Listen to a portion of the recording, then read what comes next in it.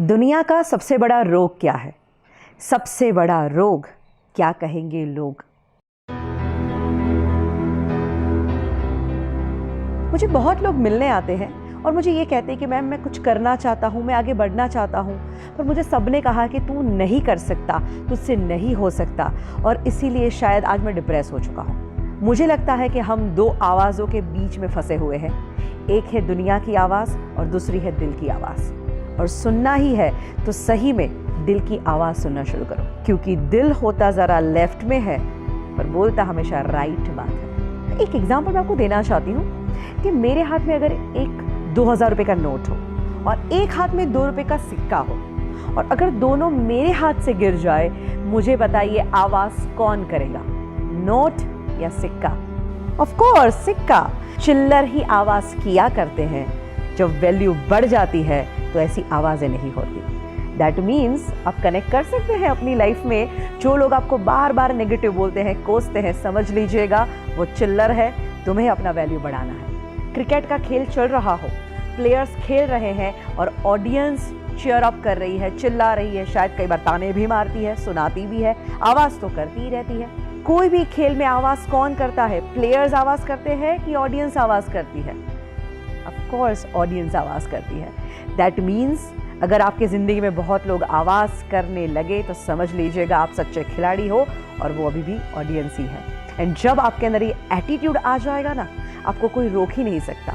तो आज मैं आपको यही कहना चाहती हूँ कि दिल की आवाज़ ज़रूर सुनो, एंड ऑफ कोर्स एक एटीट्यूड अपनाओ जिसे हम कहते हैं नेवर गिव अप। ज़िंदगी में हार मानो ही नहीं। कितने सारे लोग हैं जिन्होंने इस एटीट्यूड को अपनाया और अपनी लाइफ को चेंज कर दिया। सबसे बड़ा एग्जाम्पल है अब्राहम लिंकन। दोस्तों, उनकी ज़िंदगी से इतना इंस्पिरेशन मिलता है कि जो बंदा गरीबी में जन्म लेता है, इतनी तकलीफ़ें भुगतता है, इतनी हद तक वो डिप्रेशन में चले गए थे कि कुछ समय तो उनके जीवन का ऐसा बीता कि अगर कहीं चाकू छुरियाँ हैं तो वो वहाँ से चले जाते थे, क्योंकि उनको ये डर था कि कभी मैं वो चाकू उठा के अपने आप को मार न दूँ। इस टाइप के डिप्रेशन में चले गए। उसके बाद बिजनेस में फेलियर के बाद जब वो पॉलिटिक्स में आए, वहाँ पे भी क्या हुआ? Continuously failures. बट फिर भी बंदे ने हार नहीं मानी, प्रयत्न करता गया और एक दिन आता है जब वो अमेरिका के प्रेसिडेंट बनते हैं, और ऐसे प्रेसिडेंट जो आज भी लोगों को इन्फ्लुएंस कर रहे हैं। He was the most influencing president ever in USA. He never give up. तो आप क्यों गिव अप करते हैं? थॉमस अल्वा एडिसन, मुझे लगता है सैल्यूट है इस बंदे को, क्योंकि उस बंदे के अंदर जो भावना थी कभी हार न मानने की, प्रयत्न करने की। आप जानते, बिजली के बल्ब बनाने का उनका पैशन कि मैं करना चाहता हूँ, और 999 बार वो फेल हुए। दोस्तों, आप सोचो कि अगर आपको 1 बार, 2 बार, 5 बार फेल हो जाते, हम छोड़ देते वो चीज़ को, वो बंदा 999 बार हार ही नहीं मानता। और तब जब वो बिजली का बल्ब ढूंढता है, तब एक इंटरव्यूअर उनके पास आते हैं और इंटरव्यू लेते हैं और कहते हैं कि थॉमस, आपको कभी शर्म नहीं आई कि आप 999 बार फेल हुए? थॉमस हंस के कहते हैं कि नहीं। कौन कहता है कि मैं 999 बार फेल हुआ हूं? अरे मैंने तो 999 ऐसे रास्ते ढूंढ निकाले हैं जिस रास्ते पे तो लाख प्रयत्न करेगा पर बिजली का बल्ब नहीं बना पाएगा। हमारे ex president doctor APJ Abdul Kalam, उनकी ज़िंदगी में से भी बहुत कुछ सीखने जैसी बातें हैं। वो पायलट बनना चाहते थे और वो इंटरव्यू देने के लिए गए थे, और जब रिजल्ट आता है 9 लोग थे, 8 लोग सिलेक्ट हो जाते हैं और वो अकेले बंदे थे जो रिजेक्ट हो जाते हैं।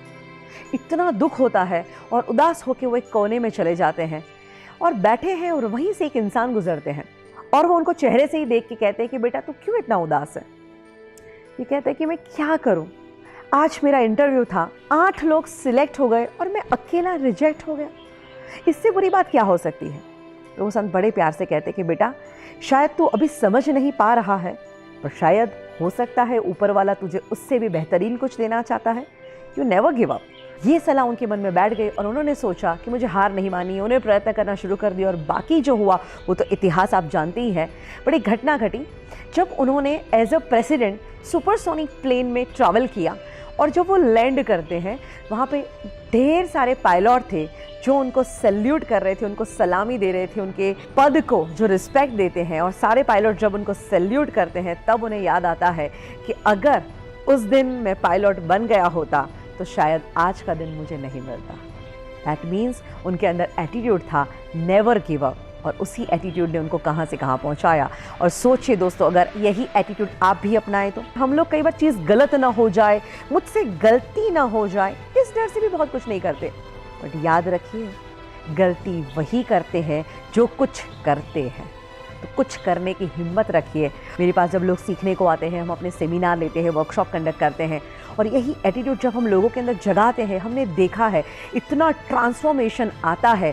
ज़िंदगी के वो माइनस फेज़ में चल रहे थे और जब वो एटीट्यूड ज़िंदा हो जाता है और आज वो टॉप के शिखरों पे बैठे हुए हैं। Today is hard, tomorrow can be worst, but never give up, because the day after tomorrow will be the sunshine.